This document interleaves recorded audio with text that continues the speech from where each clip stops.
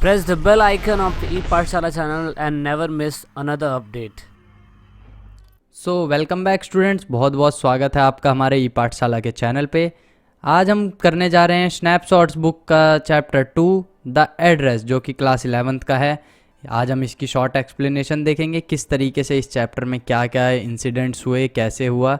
आज हम आपको ये चैप्टर पूरा समझाने की कोशिश करेंगे। उम्मीद है आप लोगों को ये वीडियो पसंद आएगी। अगर आप लोग इस चैनल पर नए हैं तो प्लीज़ सब्सक्राइब ज़रूर करिएगा।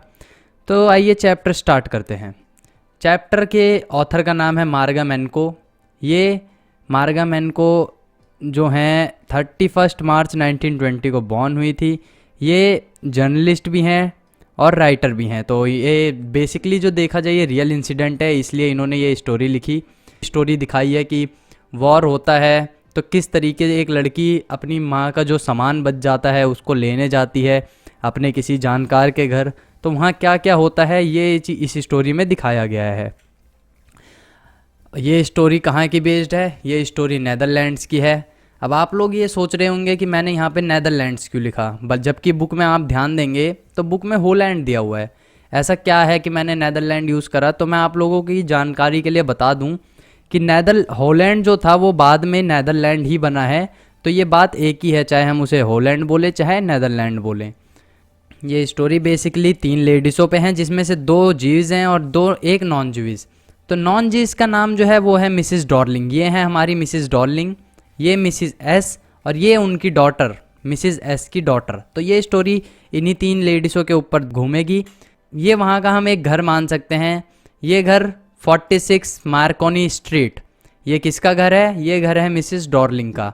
मिसिस डॉर्लिंग का हाउस है ये। क्योंकि जो जीवीज़ हैं इनका जब वॉर हुआ था तो इन लोगों को मारा जा रहा था बहुत बुरी तरीके से वहाँ होलैंड में, और इन लोगों को भगा दिया जा रहा था, इनका पूरा सामान वेस्ट कर दिया जा रहा था। इसी बेस पे ये स्टोरी है। अब आगे देखते हैं इस स्टोरी में क्या है। तो एक दिन मिसिस एस की डॉटर जाती है मिसिस डॉर्लिंग के पास और बोलती है कि आपने मुझे पहचाना?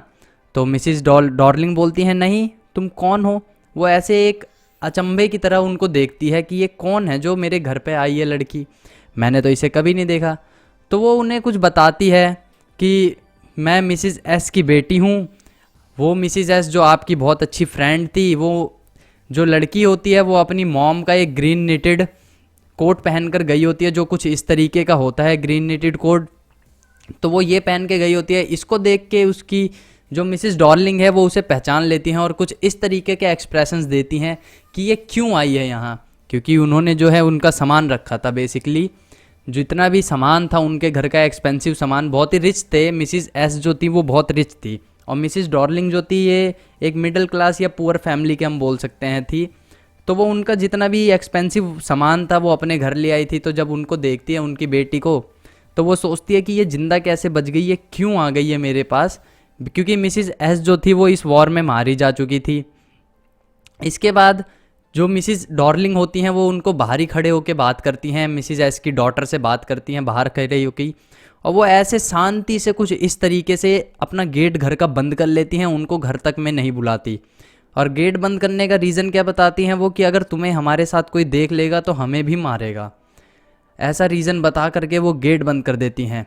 पर जो मिसिस एस की बेटी हैं, मिसिस एस की बेटी जो हैं वो उनसे बात करना चाहती थी, क्योंकि उन्होंने उसकी मॉम ने मिसिस एस ने उनको एड्रेस दिया था कि तुम यहाँ चली जाना, अगर तुम वॉर के बाद अगर हम में से कोई बचता है तो तुम यहाँ चली जाना और यहाँ पे हमारा सामान मिल जाएगा तुमको, जिससे तुम्हारी लिविंग जो है वो ईजी हो जाएगी। तो मिसिस एस की बेटी जो सोचती है कि मेरा सामान रखा हुआ है, मेरे को जाना चाहिए, मगर मिसिस डॉर्लिंग आपने देखा गेट बंद कर लेती हैं कुछ उस तरीके से। तो मिसिस एस की बेटी ये हैं मिसिस एस की बेटी, तो ये थोड़ा देर बाहर बैठ के इंतज़ार करती हैं वेट में कि शायद वो आएंगी गेट खोलेंगी, मगर नहीं, ऐसा कुछ भी नहीं होता है। तो उसके बाद मिसिस एस की बेटी ऐसे उठती है और चली जाती है वहाँ से। उसे लगता है कि मैं अपना टाइम वेस्ट क्यों करूँ यहाँ पे, ये तो मुझसे बात ही नहीं करना चाहती हैं और इन्होंने अब हमारा सामान चोरी कर लिया है एक तरीके से, ऐसा वो सोचती है अपने माइंड में। फिर वो जब जा रही होती है तो उसे कुछ पुरानी यादें आती हैं वहाँ की एरिया की, कि कैसा हुआ करता था पहले ये सब और अब कैसा हो गया है after war and pre war and after war की स्टोरी उसको याद आती है। कि प्री वॉर कैसा था सब कुछ। प्री वॉर मतलब वॉर से पहले, आप लोग समझ सकते होंगे, आफ्टर वॉर, वॉर के बाद। वो उसको याद आता है और वो ऐसे हल्का सा मुस्कुराती है। वो सोचती है कि हम लोग कितना खुश रहते थे, कितना अच्छे दिन बीत रहे थे, पर अब देखिए क्या हो गया। उसके माइंड में ऐसा सब कुछ चलता है, तो वो आगे बढ़ जाती है। तो जो मिसिस डॉर्लिंग के बारे में उनको पता चलता है, वो बेसिकली पता चलता है मिसिस एस अपनी बेटी को बताती हैं वॉर के टाइम पे, जब ये वॉर हो रही थी। जब वॉर हो रही थी तब वो बताती हैं कि एक तुम वहाँ जाना, अगर हम वॉर में से, हम में से कोई भी जिंदा बचता है तो वहाँ जाएंगे 46 मार्कोनी स्ट्रीट। वहाँ पे मिसिस डॉर्लिंग रहती हैं, जिन्होंने हमारा सामान सेव करने के लिए अपने घर में लेके गई हैं। बहुत अच्छी लेडी हैं वो, ऐसा बताती हैं उसकी मॉम। तो मिसिस एस की बेटी जब छोटी थी, एक बच्ची रही होगी, छोटी बच्ची उम्र रही होगी 15-16 साल, जो कुछ भी रही होगी लगभग। तो जब वो अपने घर आती है एक शाम को, ये वॉर के पहले की स्टोरी आ जाती है बीच में। बेसिकली जो वॉर का पहले की स्टोरी थी वो स्टोरी आ जाती है यहाँ पे। ऑथर ने स्टोरी को घुमाया है।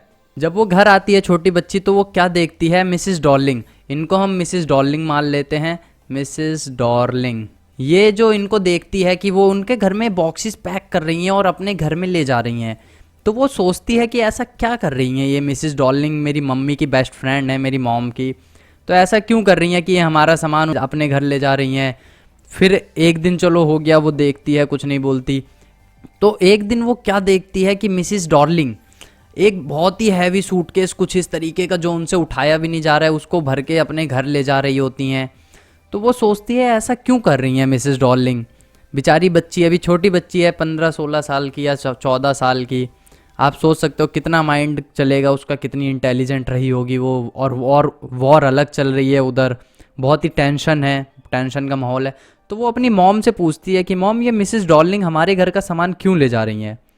तो उसकी मॉम जो है मिसिस एस, वो बताती हैं कि बेटा, ये जो है मेरी बहुत ही अच्छी फ्रेंड हैं, इन्होंने ये हमारे सामान को वॉर से बचाना चाहती हैं, क्योंकि अगर वॉर होगा तो वो लोग जीवित थे, और जीवित का क्या होगा, वो सामान वामान घर वर सब तोड़ देंगे वॉर के टाइम पर। क्योंकि वॉर जो था वो जीवित और नॉन जीवित का था, तो वो नॉन जीवित होती है मिसिस डॉर्लिंग। तो वो समझाती है उसको कि ये हमारे सामान को बचाना चाहती हैं, ये चाहती हैं कि उसका नुकसान ना हो, इसलिए ये यहाँ पे अपने घर ले जा रही हैं, वहाँ पे रखेंगी, सेफ रहेगा सामान। तो वो बट लड़की सोचती है चलो ठीक है, कोई बात नहीं। तो आगे कुछ स्टोरी इस तरीके से बढ़ती है। अब यहाँ पे ऑथर जो है उन्होंने स्टोरी का एक और फ्रेज़ अलग डाल दिया है। अभी हमने पढ़ा पहले पोस्ट वॉर की स्टोरी शुरू में, ये फिर बीच में आया पार्ट प्री वॉर का, अब फिर से पोस्ट वॉर का है, उसके भी आगे का, कि जब वो लड़की जब फर्स्ट टाइम गई होती है तो उस मिसिस डॉर्लिंग से मिलती है, पर मिसिस डॉर्लिंग उन्हें कोई भी वो नहीं देती, रिस्पॉन्स नहीं देती, उन्हें घर तक में नहीं आने देती। नेक्स्ट टाइम जब वो लड़की जाती है, वो सोचती है मैं एक बार क्यों ना और जाऊं, तो उसे मिलती है मिसिस डॉर्लिंग की डॉटर। ये मिसिस डॉर्लिंग की डॉटर होती है, वो गेट खोलती है, वो बताती है कि मम्मा तो अभी बाहर गई हैं, और वेलकम करती है एक बहुत ही अच्छे दिल से, क्योंकि बच्चे हैं, बच्चे बहुत ही मासूम होते हैं। बहुत ही अच्छे से उस लड़की मिसिस एस की डॉटर का वेलकम करती है और घर में बुलाती है कि आइए प्लीज़ आप अंदर बैठिए, क्योंकि अभी छोटी बच्ची है ये, तो अंदर बुलाती है, बोलती है आइए आप अंदर बैठिए, मॉम अभी बाजार गई हैं या कहीं गई हुई हैं, अभी आ रही होंगी। तो जब वो अंदर जाती है मिसिस एस की डॉटर, जिसका सामान उनके घर पे है, तो वो क्या देखती है, फ्रंट में ही एक कैंडल होल्डर, ये मोमबत्ती होल्डर होता है जो पुराने टाइम में यूज़ होता था, कुछ इस तरीके का एक मिरर के सामने लटकाया हुआ था, जो बहुत ही एंटीक था। और ये सामान उसको क्या याद दिलाता है, ये सामान होता है मिसिस एस के घर का, जो उस लड़की का सामान है जो मिसिस डॉर्लिंग अपने घर ले आई हैं। तो ये देख के लड़की बेचारी सोचती है कि ये सब हमारा सामान है और ये हमको देने से भी मना कर रहे हैं। फिर वो बोलती है कि आइए आप प्लीज़ अंदर बैठिए, तो वो लड़की अंदर जाती है। तो इस तरीके का कुछ एक वेल फर्निश्ड जो रूम या बोल सकते हैं हॉल बनाकर रखती है मिसिस डॉर्लिंग।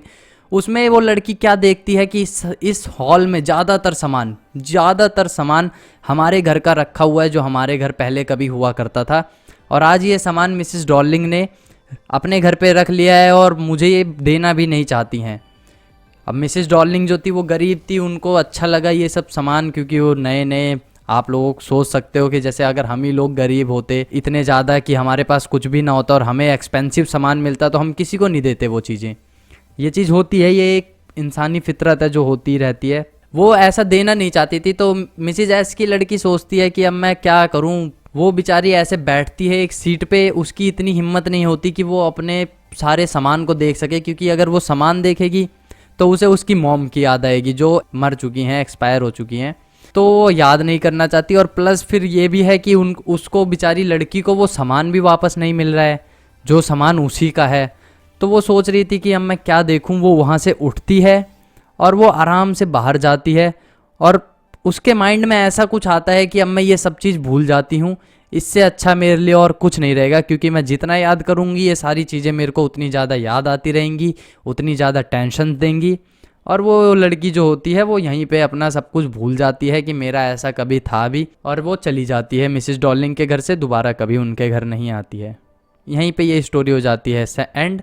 अगर आपने अभी तक भी हमारे चैनल को सब्सक्राइब नहीं किया है तो प्लीज़ सब्सक्राइब ज़रूर करें, क्योंकि ऐसी बहुत सी वीडियो और भी चैप्टर्स की और भी सब्जेक्ट्स की आपको आगे मिलती रहेंगी। So please. तो लास्ट में दोस्तों, अगर आप वीडियो को देख रहे हैं और ई पाठशाला चैनल के आप सब्सक्राइबर हैं या नए सब्सक्राइबर हैं, तो ई पाठशाला की टीम से आप सभी को यही रिक्वेस्ट है कि आप इन सभी वीडियो को अपने दोस्तों के साथ शेयर ज़रूर करें, और कोशिश करें कि आप दूसरों को शेयर करवाने के लिए बोलें, क्योंकि आप जितना वीडियो को शेयर करेंगे उतना ही हम और लोगों की मदद कर पाएंगे, क्योंकि पढ़ेगा इंडिया जब भी बढ़ेगा इंडिया। तो वीडियो के लास्ट में वीडियो को एंड तक देखने के लिए, चैनल को सपोर्ट करने के लिए बहुत बहुत धन्यवाद। जय हिंद, जय भारत।